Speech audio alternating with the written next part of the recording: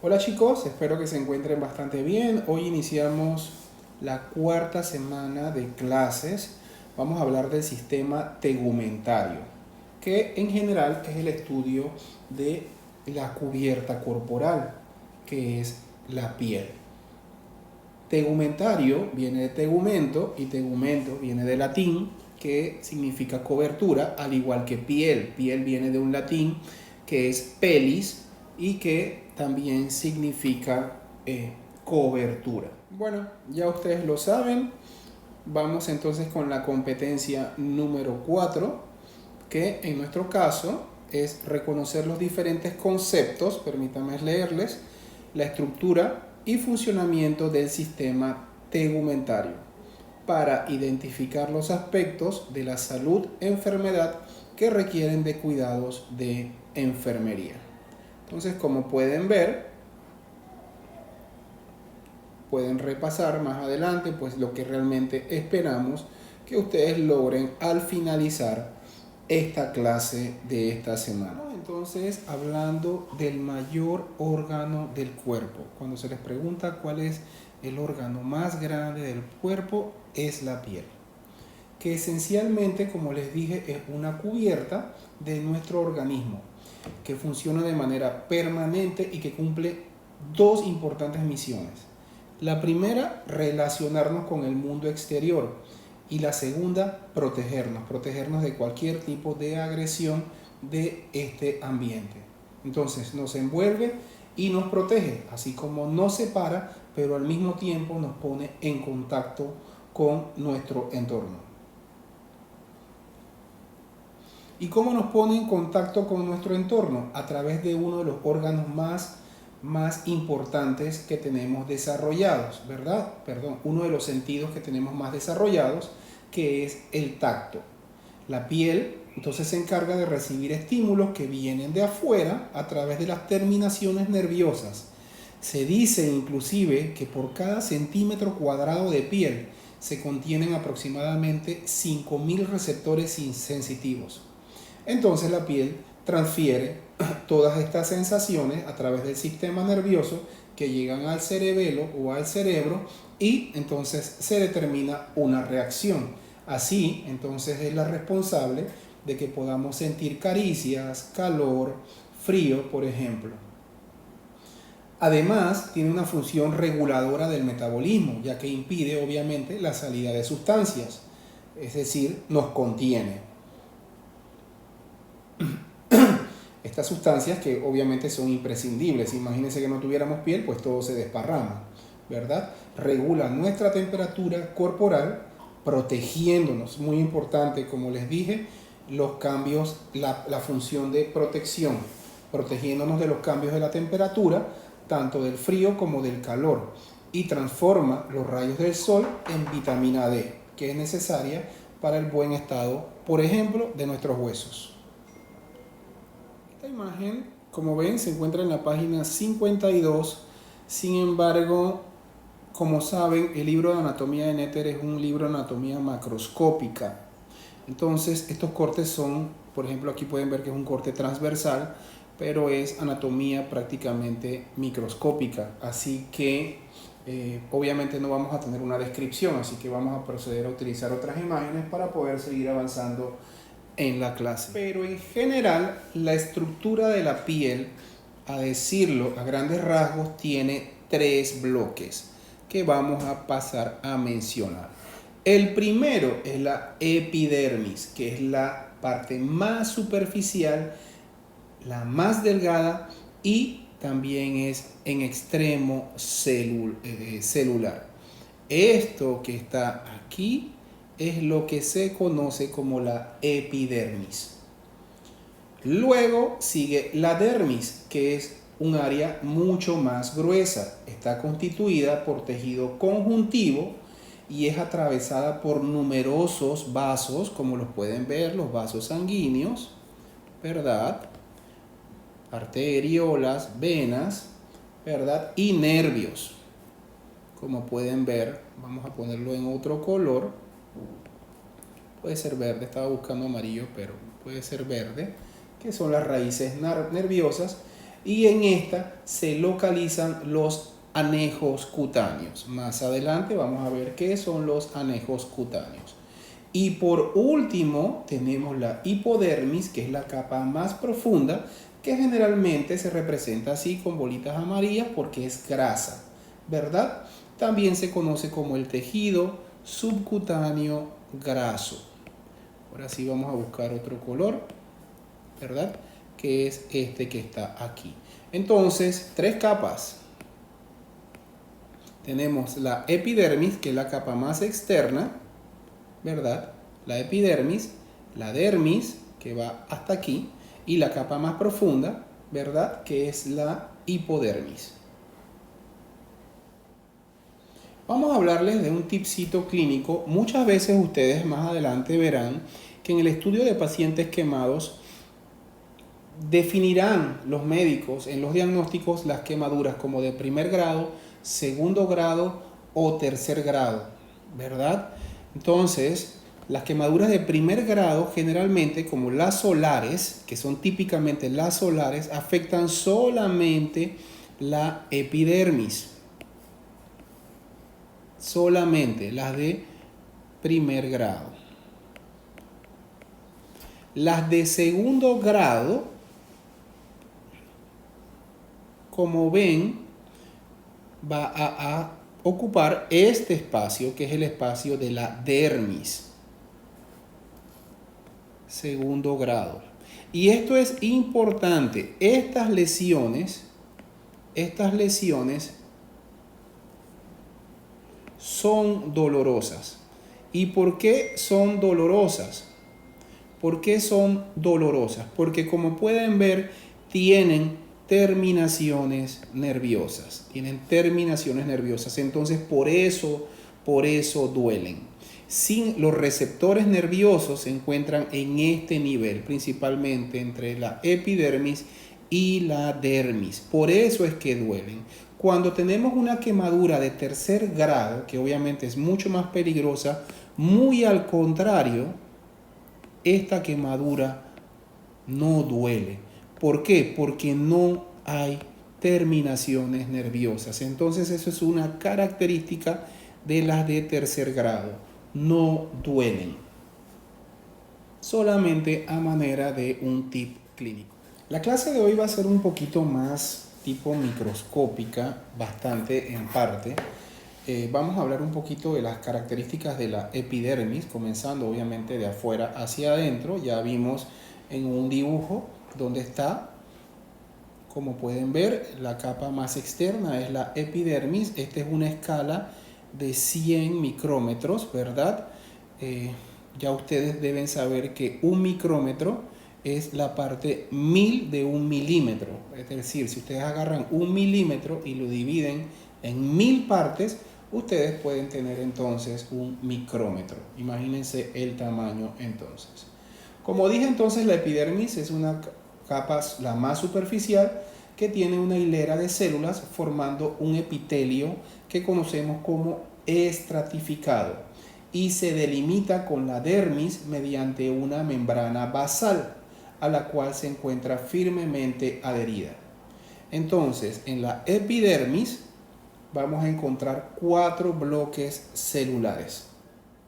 Siguiendo entonces con las células que se encuentran en la epidermis, existen 4 tipos de células que vamos a encontrar. Las principales que vamos a ver, que son la cubierta protectora, son los queratinocitos. Aquí lo pueden ver. ¿Y dónde lo van a encontrar principalmente? Evidentemente en las palmas y en las plantas de los pies, ¿verdad? Es más, hablar de plantas de los pies es redundante para que sepan, porque cuando hablamos de plantas ya sabemos que se encuentran en los pies y las palmas se encuentran en las manos. Entonces no cometan el error que acabo de cometer yo, ¿verdad? Seguimos. ¿Por qué se conocen así? Porque fabrican la proteína que se conoce como queratina, que es impermeable al agua y protege la piel y los tejidos de las agresiones y abrasiones externas. Otra capa que es importantísima es la capa que nos da, que se conoce como melanocitos, la pueden ver en todo este segmento que se encuentra aquí, ¿verdad? Recuerden que este acá ya es el nivel basal de la epidermis que se separa con lo que tenemos aquí, que es la dermis, ¿verdad? Entonces, producen el pigmento que se conoce como melanina y es la que nos da nuestro color. A mayor melanina, el color es más oscuro.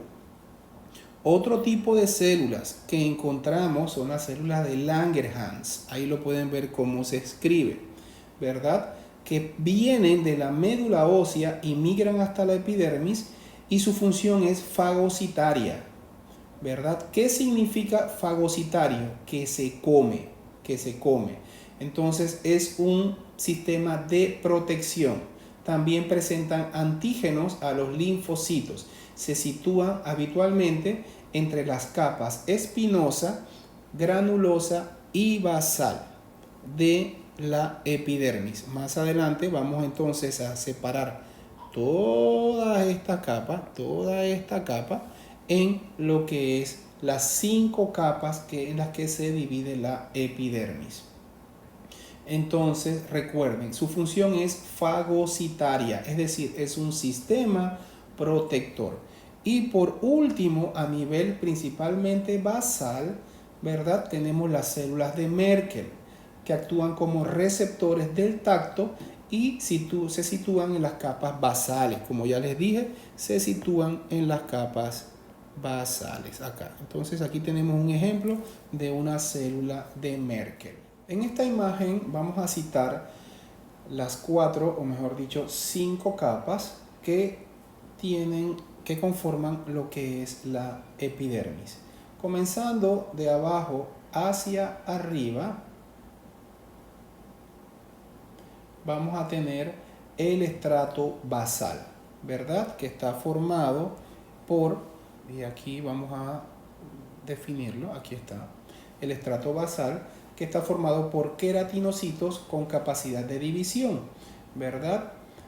Hablando histológicamente, podemos decir que son células alargadas, poligonales, bla, bla, bla, bla, bla, y forman la unión dermoepidérmica, es decir, de aquí, pero esto es lo importante, es la unión de la epidermis con la dermis, a este nivel,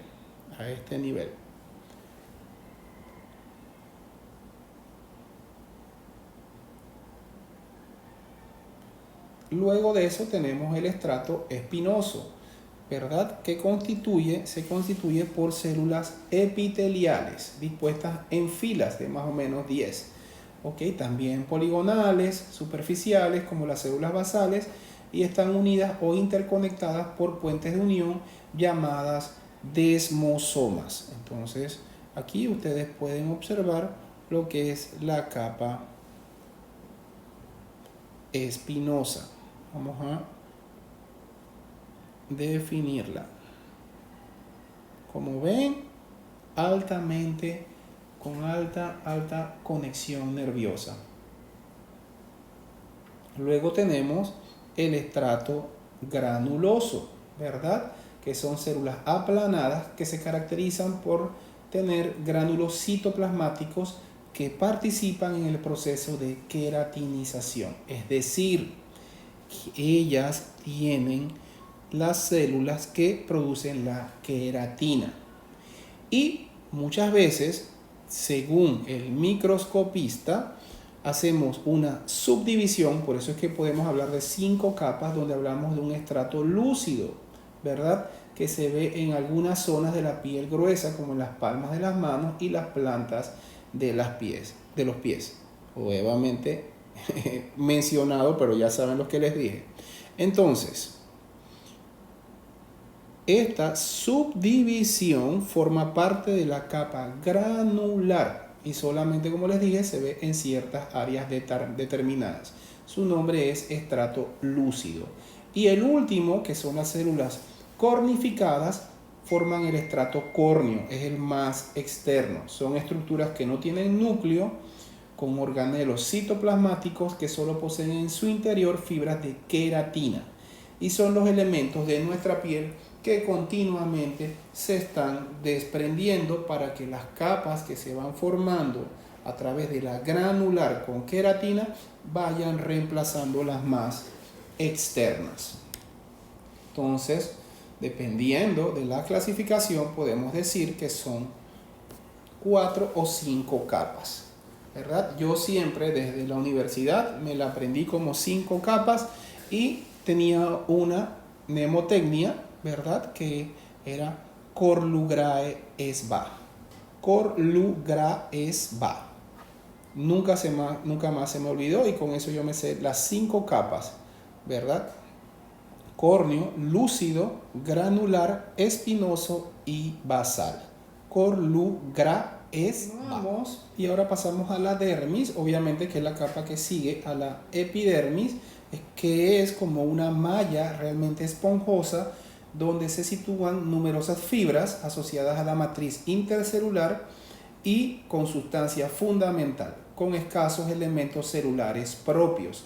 ¿Qué significa eso? Que la mayoría de las, como es la capa intermedia, la mayoría de los elementos que se encuentran allí no se originan allí. Los elementos vasculares, los elementos nerviosos, vienen principalmente del interior del cuerpo y se extienden a esta capa. En él podemos definir 2 capas morfológicas que vamos a ver si ponemos otra imagen donde las puedan ver. Y obviamente es el lugar donde se localizan los anexos, de donde se originan los anexos epidérmicos. Por ejemplo, las glándulas, por ejemplo, los vellos, como lo pueden ver en la imagen. Vamos a utilizar esta imagen para hablar de las capas de la dermis papilar, que es la porción más rica en elementos celulares, que está formada por elevaciones que se conocen como papilas dérmicas. Por eso se conoce como dermis papilar. Y es esta parte que están viendo aquí, ¿verdad? Y estas pequeñas elevaciones es lo que se conoce como papilas. Y la dermis reticular, que es la mayor facción, que está compuesta por fibras muy apretadas y que, como ven, no tienen prácticamente células. Es en estas áreas donde podemos ver los anexos epidérmicos. Podemos ver las glándulas, por ejemplo, las glándulas sudoríparas, ¿verdad? Que se encuentran prácticamente por toda la piel y se clasifican en función de cómo eliminan su secreción. Tenemos 2 tipos de glándulas. Las glándulas ecrinas, que vierten su producto de secreción sin ningún tipo de destrucción celular. Estas glándulas se caracterizan porque el conducto excretor que poseen se abre directamente a la superficie de la hipodermis mediante un orificio que se conoce como poro sudoríparo, mientras que la zona excretora suele tener la forma de un ovillo. Estas glándulas tienen un producto de secreción conocido como entonces sudor, ¿verdad? Entonces, básicamente las glándulas ecrinas son las que tienen el poro sudoríparo y secretan el sudor. En el caso de estas glándulas es un sudor que es claro con sabor salado, ya ustedes lo conocen, dudo que alguno no haya sudado alguna vez en su vida, si no habría un serio problema, ¿verdad? Entonces, el 90% es agua y en él van numerosas sustancias. Entonces podemos saber en este momento que el sudor está compuesto en su mayoría por agua, pero también tiene cloruro sódico, cloruro potásico, urea, aminoácidos, ácido láctico, proteínas, glucosa y monoglobulinas. Ustedes pueden revisar cuál es la constitución del sudor, ahondando un poquito más en el tema. Y es importante saber que posee un pH de aproximadamente 4.2 a 5.5.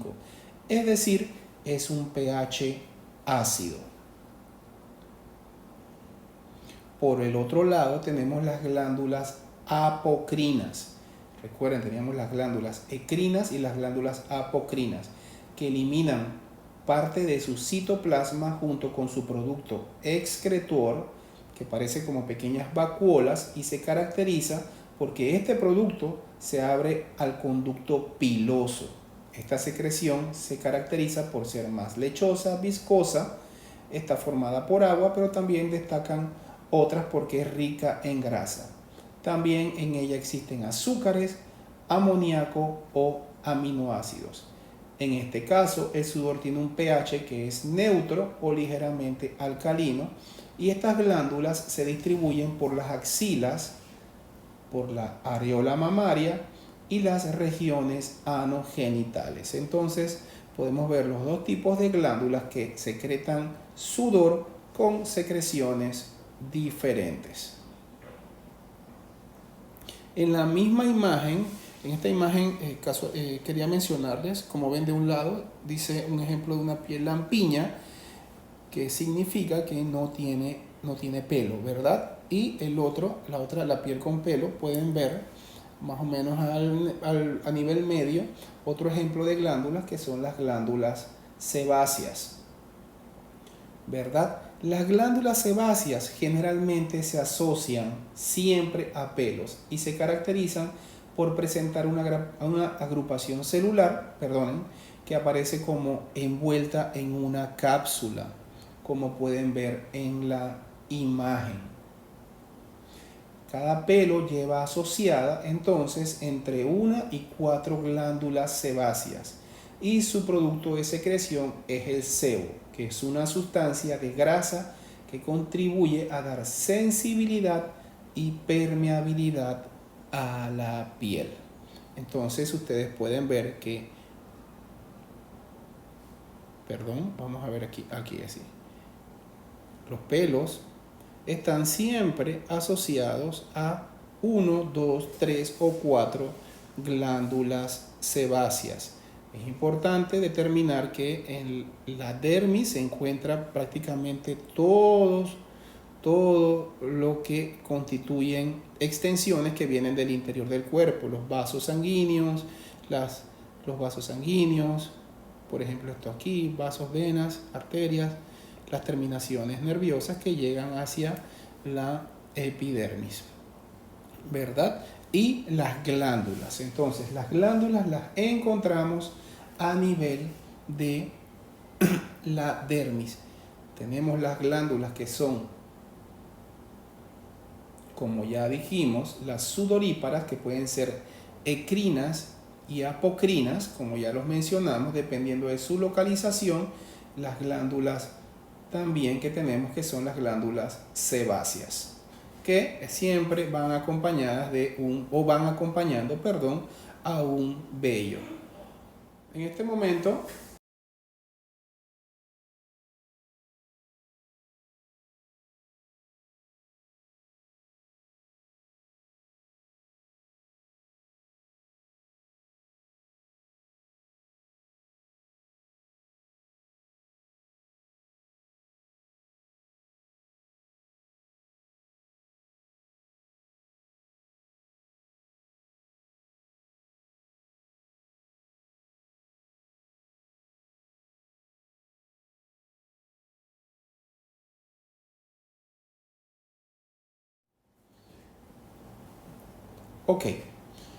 continuando, entonces, las glándulas sebáceas podemos dividirlas por las que acompañan vello y por las que no acompañan vello.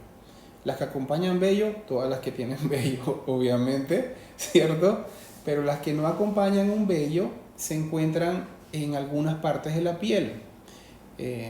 Por ejemplo, los labios, ¿verdad? Que no tienen vello, los párpados, el glande. Los párpados no tienen vello, su extensión sí. El glande, por ejemplo, y las areolas. Son áreas que tienen glándulas de tipo sebáceo, pero no tienen vello. Y por último, un dato importante es decirles que los únicos lugares donde no encontramos glándulas sebáceas, ojo, glándulas sebáceas, son las palmas y las plantas. Glándulas sudoríparas sí, obviamente las manos pueden sudar, pero glándulas sebáceas no. Y otro dato importante es que Generalmente, cuanto mayor sea el tamaño de la glándula sebácea, más pequeño será el tamaño del pelo al que acompaña.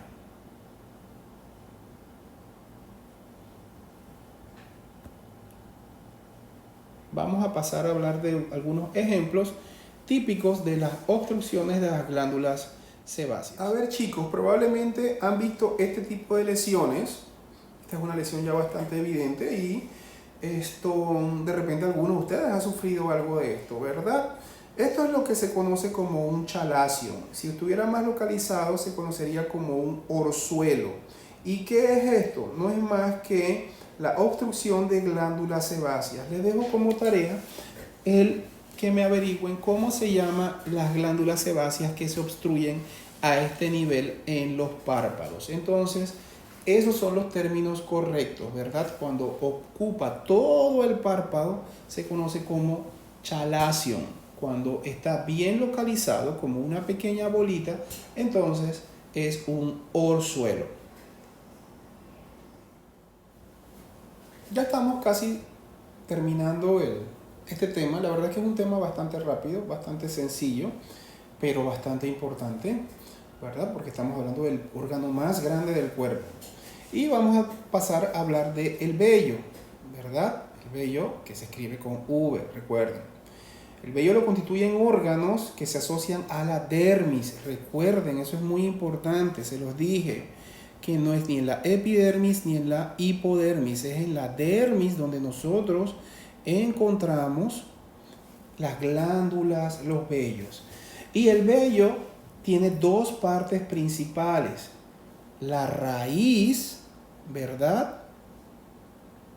La raíz y el tallo, ¿cierto? Y este tallo tiene tres capas, una interna, una media y una externa. La externa es lo que se conoce como cutícula, la media se conoce como corteza y la interna se conoce como médula.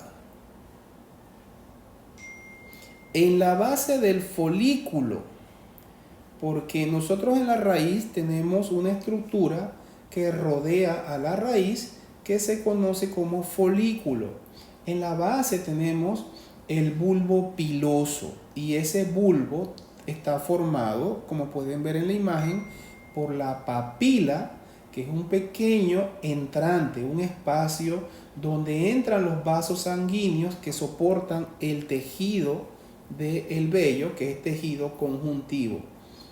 Y la matriz, que es un conjunto de células epiteliales germinales, y es en la matriz de donde se origina el crecimiento del cabello.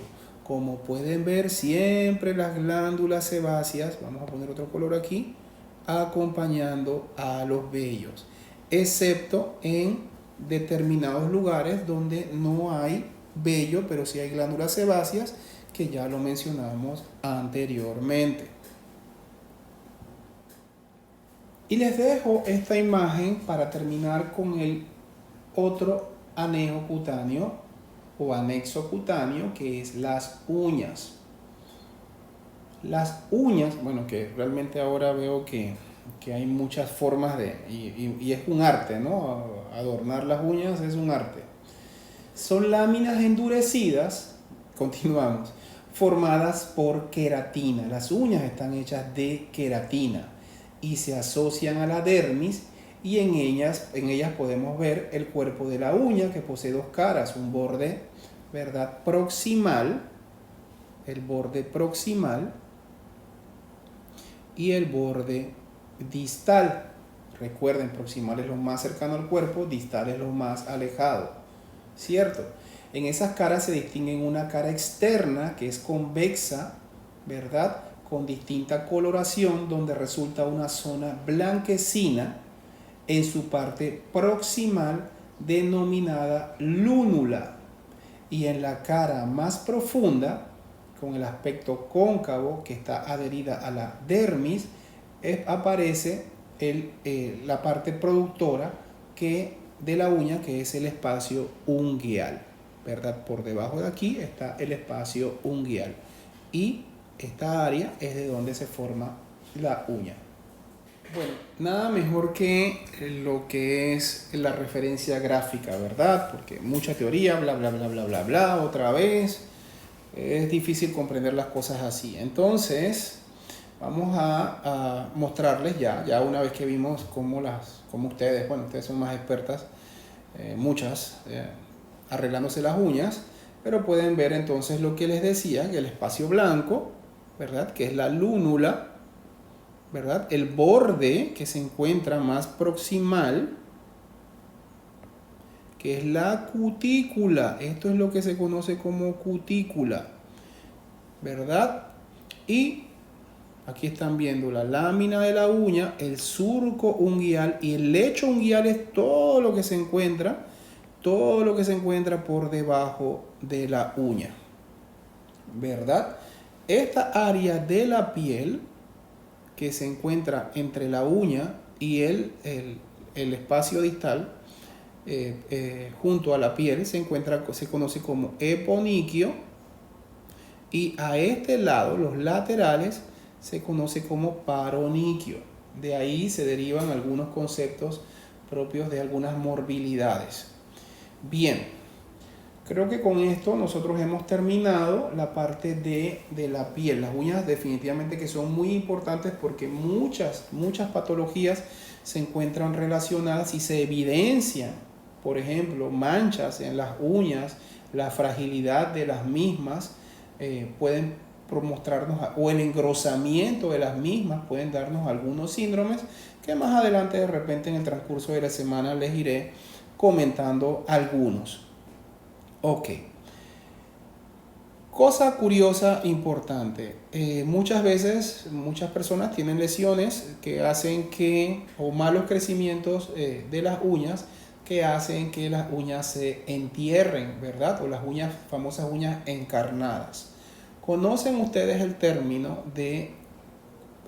médico para esta condición? Unos segundos. 1, 2, 3, 4, 5. No, probablemente no. Entonces, el término correcto para uña encarnada o uña enterrada es onicocriptosis.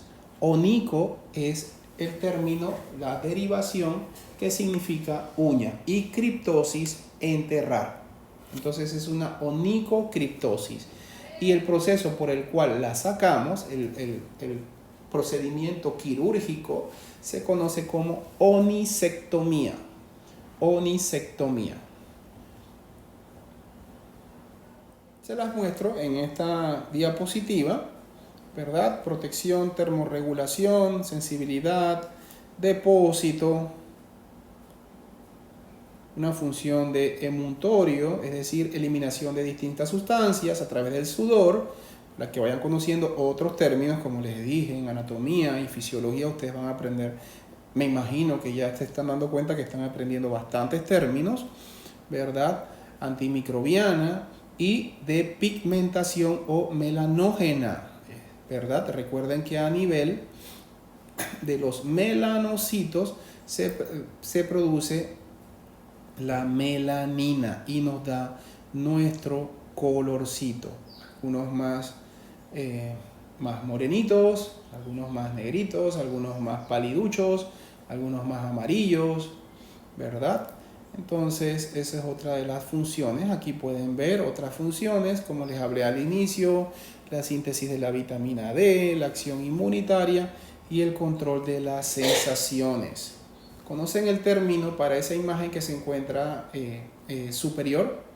¿Verdad? Eso es lo que se conoce como vitiligo. Eso se conoce como vitiligo. Y el vitiligo, entonces, si ya ustedes saben que la piel se le da el color por los melanocitos, entonces ya saben perfectamente por qué se produce el vitiligo, ¿verdad?